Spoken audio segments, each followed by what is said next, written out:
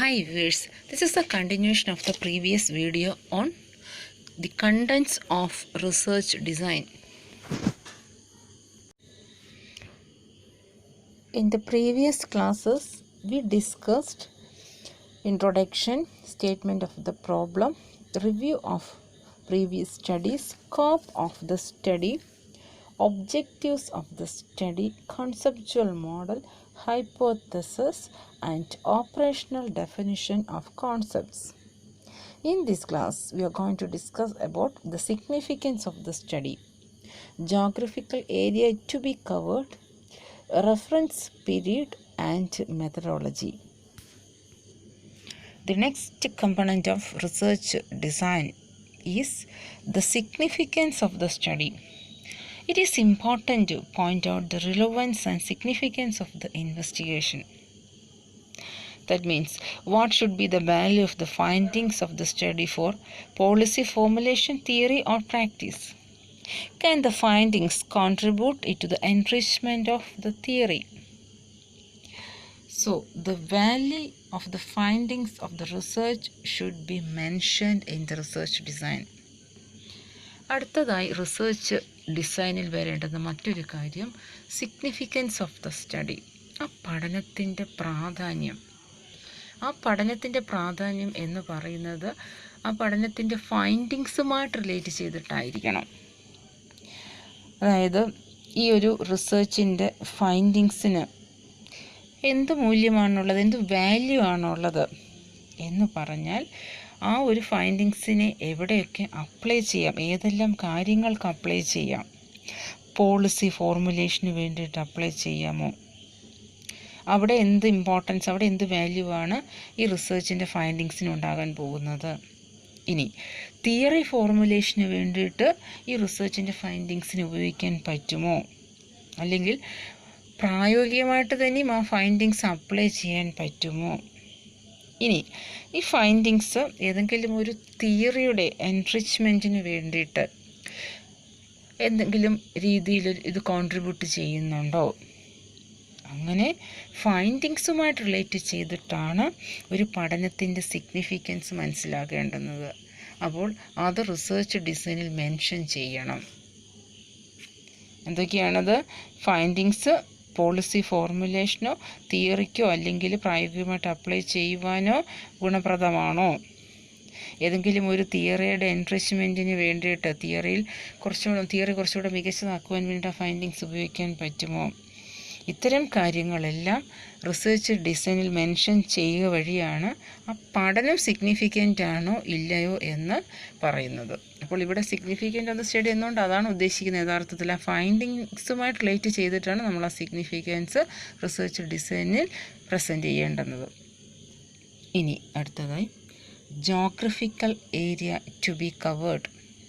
The territorial area to be covered by the study should be decided and specified in the plan. The area to be chosen depends on the purpose of the study and time and other resources available. അടുത്തതായി geographical area. ഇവിടെ geographical area എന്ന് ഉദ്ദേശിക്കുന്നത് ഏതൊരു ടെറിറ്ററിയിലാണ് പഠനം limit ചെയ്യേണ്ടുന്നത്. അത് വളരെ ശ്രദ്ധിക്കേണ്ടുന്ന ഒരു കാര്യമാണ്. ഏതെങ്കിലും ഒരു സൊസൈറ്റിയൽ ഇഷ്യൂവിനെ കുറിച്ചാണ് പഠിക്കുന്നതെന്ന് വിചാരിക്കുക. അപ്പോൾ അത് രാജ്യത്തിനെ മുഴുവൻ ബാധിക്കുന്ന ഒരു സൊസൈറ്റിയൽ ഇഷ്യൂ ആണ്, ഒരു സാമൂഹ്യ പ്രശ്നമാണെന്ന് വിചാരിക്കുക. പക്ഷേ നമ്മൾ പഠനം നടത്തുന്നത് ചിലപ്പോൾ ഏതെങ്കിലും ഒരു പ്രത്യേക ഏരിയയെ കോൺസെൻട്രേറ്റ് ചെയ്തായിരിക്കും. പിന്നീട് നമുക്ക് വേണമെങ്കിൽ ആ പഠനത്തിൻ്റെ ഫൈൻഡിങ്സ് എവിടെയും അപ്ലൈ ചെയ്യാമായിരിക്കും. പക്ഷെ പഠനം ചിലപ്പോൾ നമ്മൾ ഏതെങ്കിലും ഒരു പ്രത്യേക പ്രദേശത്ത് മാത്രം കേന്ദ്രീകരിച്ചിട്ടായിരിക്കും നടത്തുക. അതിനെയാണ് geographical area to be covered എന്ന് ഉദ്ദേശിക്കുന്നത്.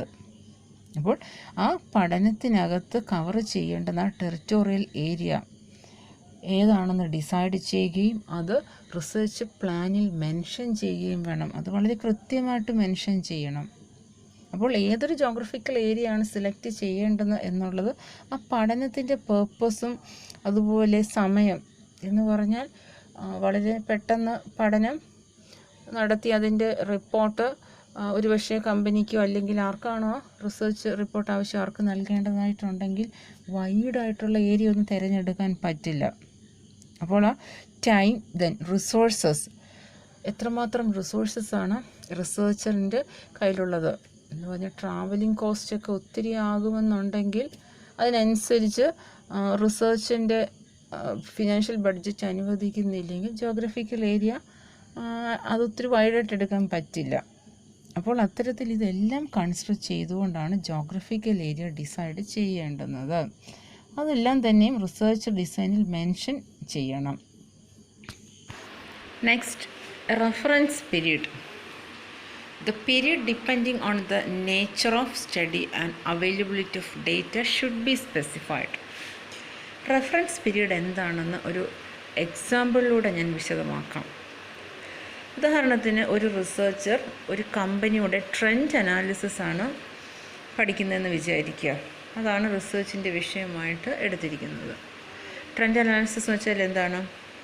കഴിഞ്ഞ കുറേ വർഷങ്ങളുടെ സെയിൽസ് അത് എടുത്തതിന് ശേഷം അതിൻ്റെ ഡേറ്റ എടുത്തതിന് ശേഷം അത് അനലൈസ് ചെയ്തിട്ട് ഫ്യൂച്ചർ ട്രെൻഡ് പ്രഡിക്റ്റ് ചെയ്യുക അല്ലെങ്കിൽ ഫോർകാസ്റ്റ് ചെയ്യുക. അതായത് ഫ്യൂച്ചർ സെയിൽസ് ഫോർകാസ്റ്റ് ചെയ്യുക. ഇതിനെയാണ് ട്രെൻഡ് അനാലിസിസ് എന്ന് പറയുന്നത്.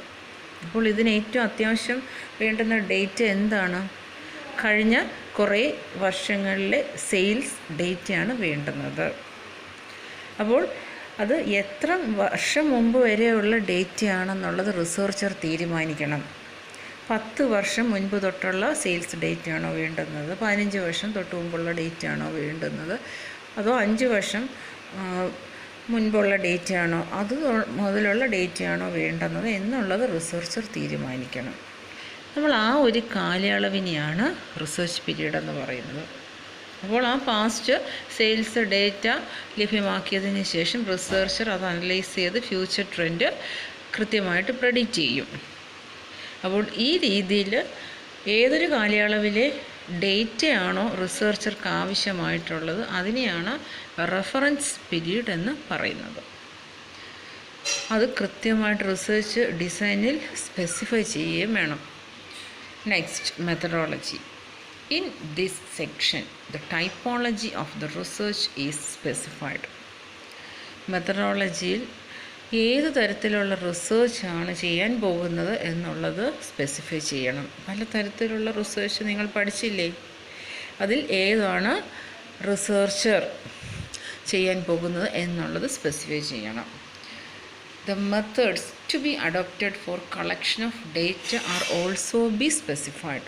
ഇനി ഡേറ്റ കളക്ഷന് വേണ്ടിയിട്ട് ഉപയോഗിക്കുന്ന മെത്തേഡ് ഏതാണ്? അപ്പോൾ ഡേറ്റ കളക്ഷൻ മെത്തേഡ്സ് നമ്മൾ ഇനി വളരെ ഡീറ്റെയിൽഡ് ആയിട്ട് പഠിക്കും. പലതരത്തിലുള്ള മെത്തേഡ്സ് ഡേറ്റ കളക്ഷന് വേണ്ടിയിട്ട് ഉപയോഗിക്കും. ഒബ്സർവേഷൻ, ഇൻ്റർവ്യൂയിങ്, മെയിലിംഗ്, ഇങ്ങനെ പലതരത്തിലുള്ള മെത്തേഡ്സ്.